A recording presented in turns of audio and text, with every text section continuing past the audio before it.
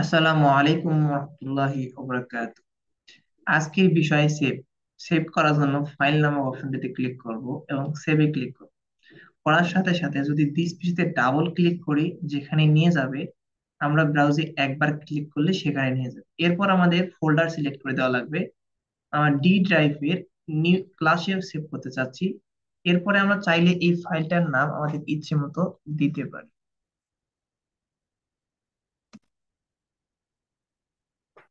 আজকের খবর দিলাম, তো নিচে আমাদের ডকুমেন্ট টাইপটা সিলেক্ট করে দেওয়া লাগবে। এখানে অনেকগুলো ডকুমেন্ট সেভ করা যায়।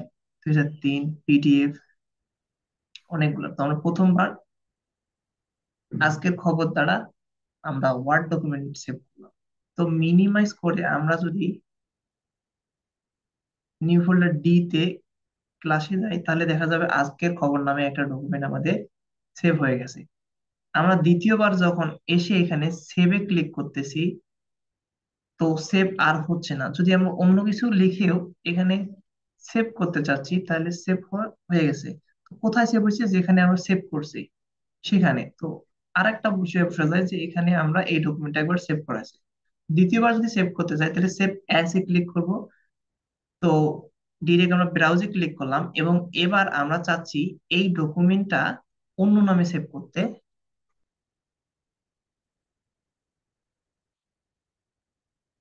আজকের দিন নামে সেভ করতে এবং ওয়ার্ড ডকুমেন্ট সেভ করতে, অর্থাৎ একই ডকুমেন্টকে দুইবার সেভ করার জন্য সেভ অ্যাজ এ ক্লিক করা লাগে। এবার আমরা আবার সেভ অ্যাজ এ ক্লিক করলাম, ব্রাউজে ক্লিক করলাম, করার সাথে সাথে আমরা এবার চাচ্ছি পিডিএফ এ সেভ হোক। তো পিডিএফ এ সেভ হোক। এবার যদি জাস্ট আমরা সেভ আজকের দিন নামে একটা পিডিএফ চাচ্ছি, তো আজকের দিন না দিয়ে এখানে দিলাম রাত দিলাম, সেভে ক্লিক করলাম, এই ডকুমেন্টটাও সেভ হয়ে গেছে। তো আমরা এই পিডিএফটা ডিরেক্ট দেখাচ্ছে যে এইরকম দেখতে হবে। তো আমরা মিনিমাইজ করে যদি দিস পিসি থেকে